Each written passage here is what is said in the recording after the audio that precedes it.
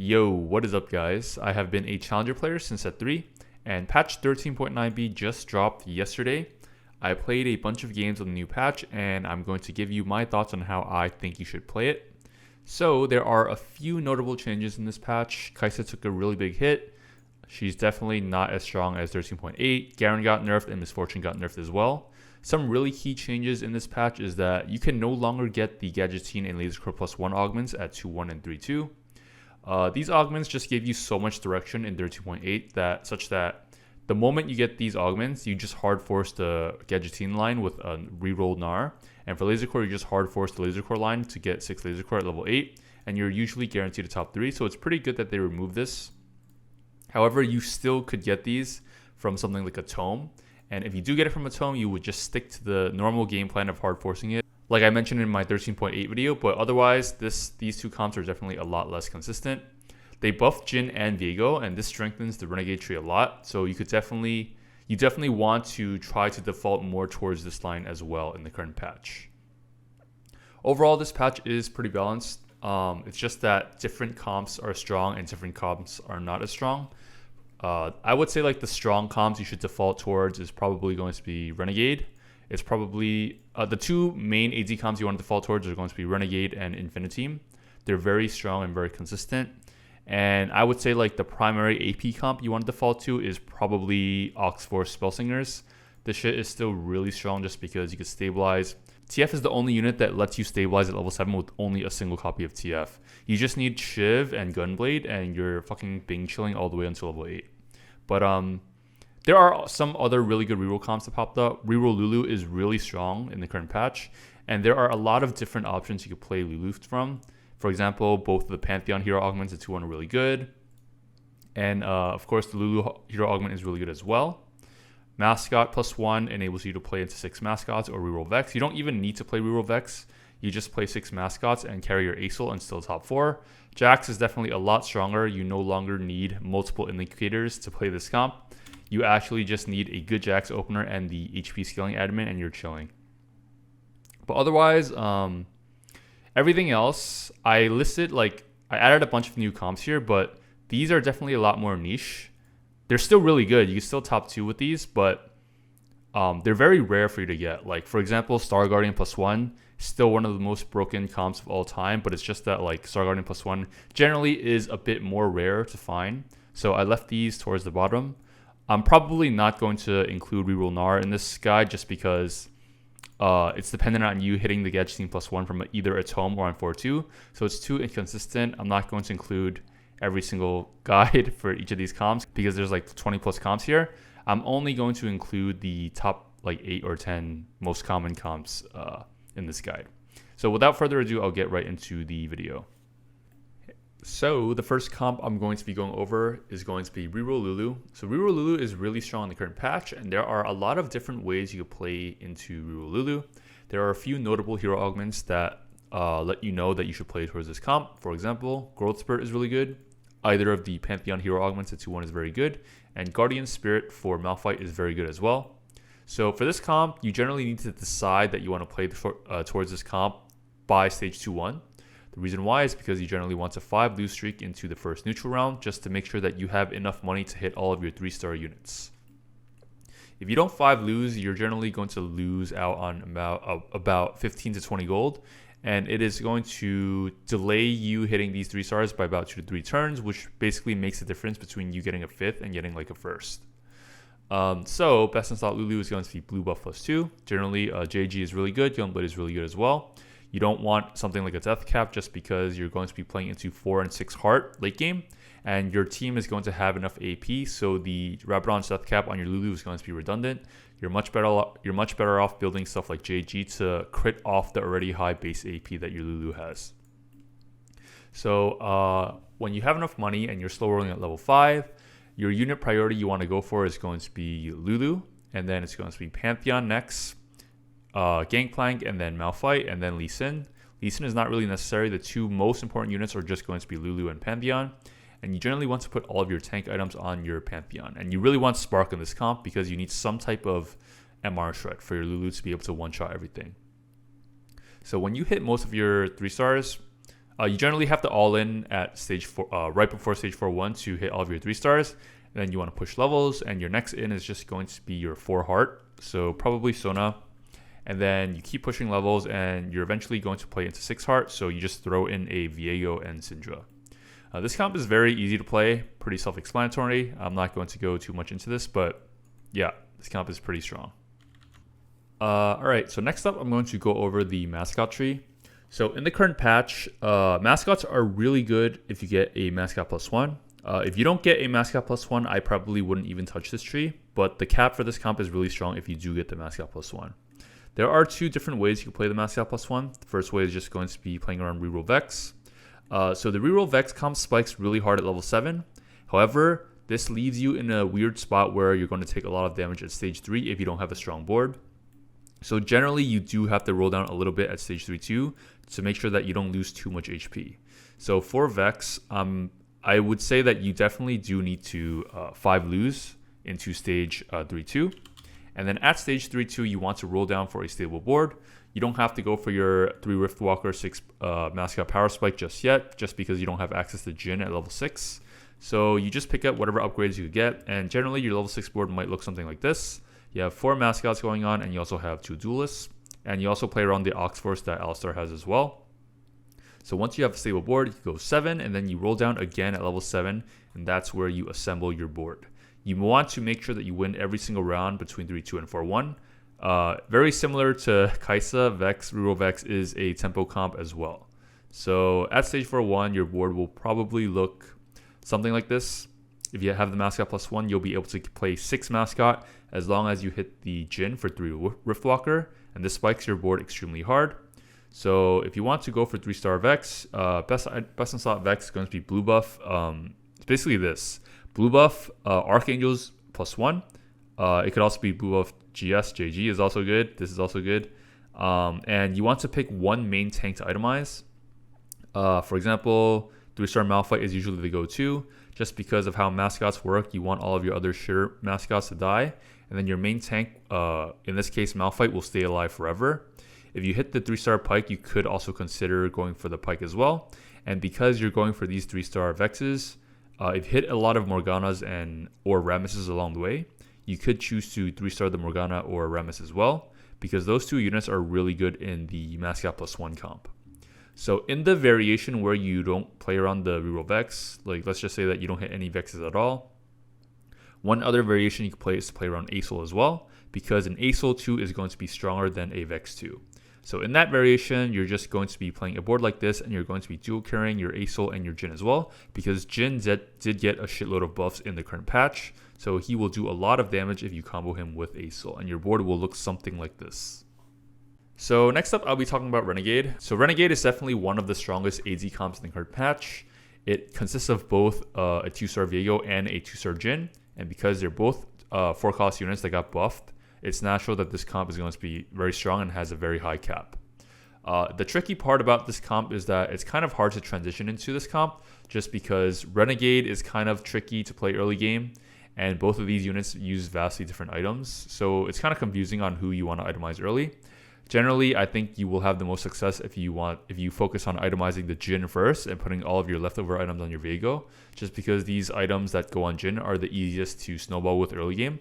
So the board you should generally consider, playing into this comp if you're generally playing around Duelists early, in my opinion. The reason why is because Duelists are a very good item holder for Jhin, and you also end up playing around the Alistar if you play around the Fiora as well. So you have the double Ox Force going in, and later on when you want to transition into your Jhin comp, it's very easy. You just drop these shitters, and then you play your Jhin, you play your Viego, and you play your Riftwalker, and then suddenly you have a board like this. So I only have 5 units in. The other 3 units are honestly flex. You don't have to make it too complicated. Whatever you roll, when you roll down to level 8, just put in whatever you 2-star. So for example, 2-star Morgana goes in, 2-star Rammus goes in, 2-star Aatrox goes in. Whatever you hit that you think is good, just throw the unit in there, and this comp works just fine. This comp really is just a combination of your Jhin and your Viego dual carrying, and every one of your other units are just going to be utility and frontline. So there are times where you're going to be where you have to roll down a little bit at level 7. In that case, don't be afraid to slight roll and then push 8.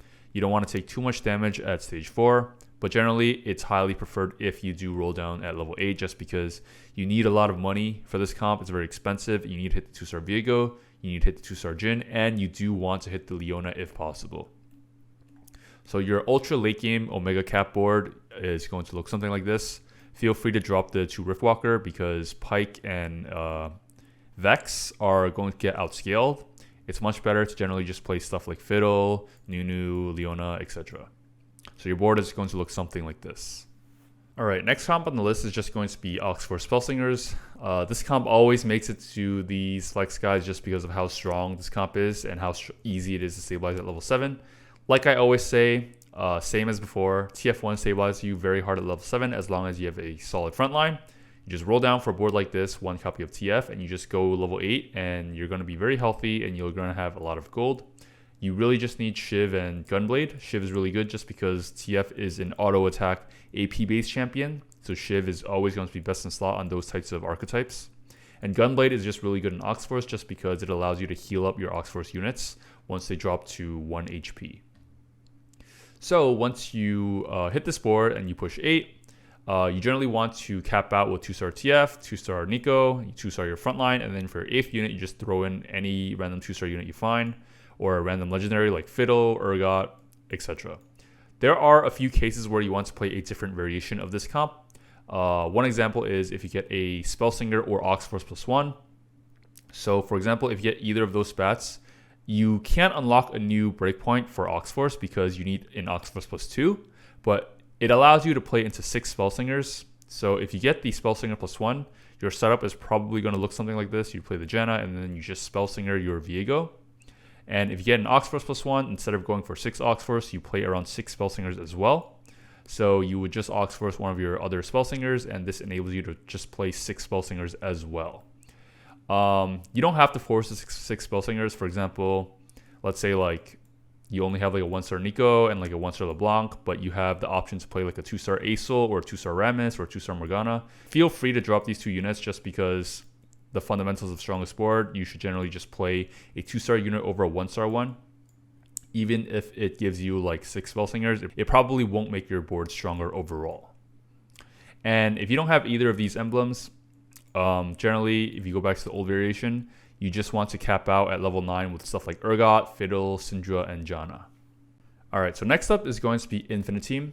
So INFINITEAM is the second AD comp that you could play in the current patch that is very strong. I think that this comp, if you get the INFINITEAM spat, it's stronger than the JHIN and Viego AD comp. However, if you don't have the spat, then this comp is going to be weaker.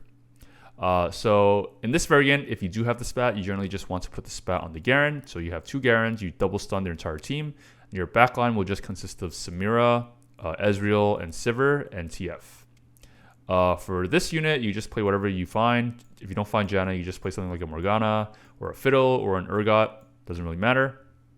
If possible, you do want to play into 7 INFINITEAM if you have a backline Hex, so you could dupe your Ezreal.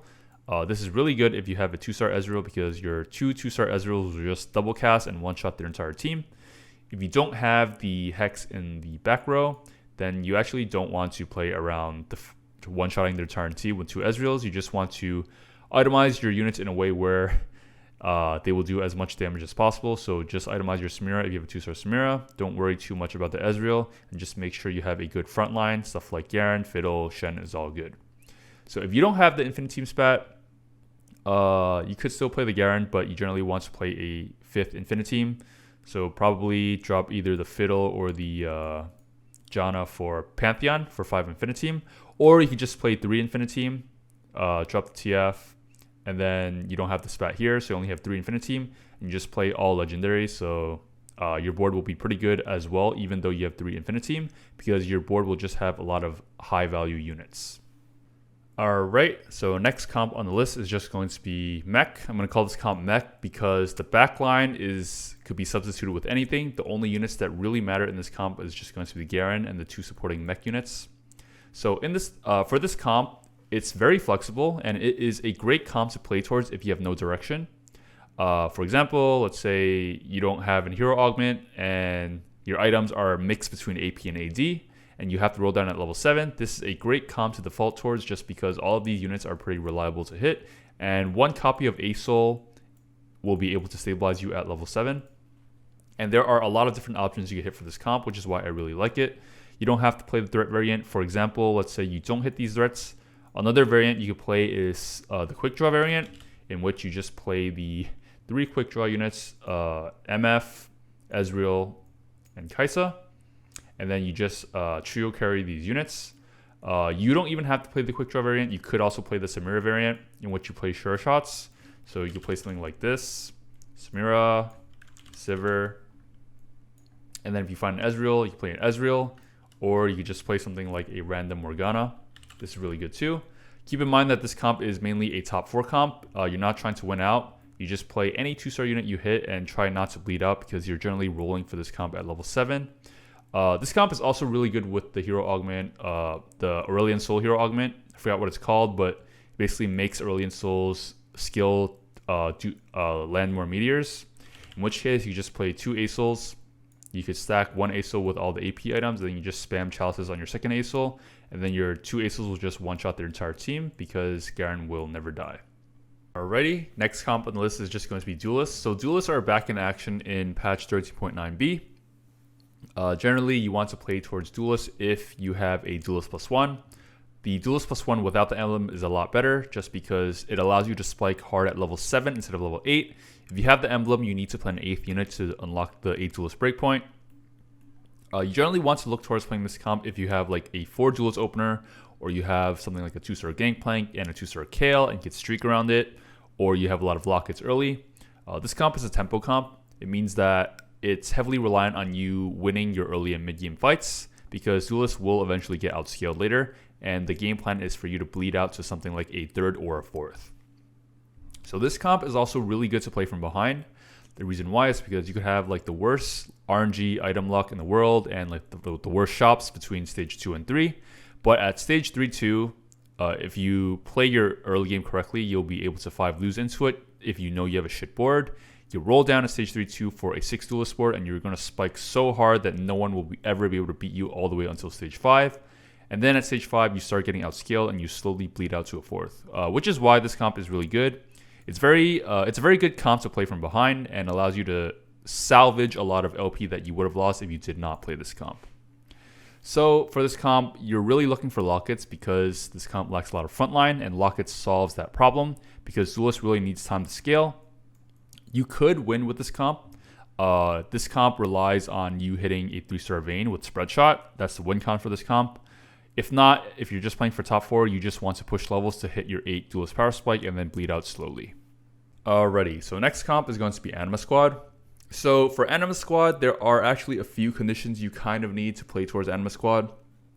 I would personally only play towards Anima Squad if I get the Anima Squad +1, just because it gives you a good late game to play towards too, and it allows you to hit your 5 and 7 Anima Squad breakpoints way earlier. However, even if you get a +1 Anima Squad at 2-1, I would still look for something like a 2-star Silas or a 2-star Nasus before I consider committing to it. Because let's say like you don't have a single Silas or Nasus, and you take this Anima Squad +1, you're still not going to win any fights all the way until stage 3-2, and you're going to be behind on your fame stacks, and you're just going to not have any fame stacks to continue your snowbally Anima Squad streak. This comp is really snowbally, and it's very reliant on you farming those stacks early, because it's going to enable you to win fights that you wouldn't have if you did not have those fame stacks in the mid game.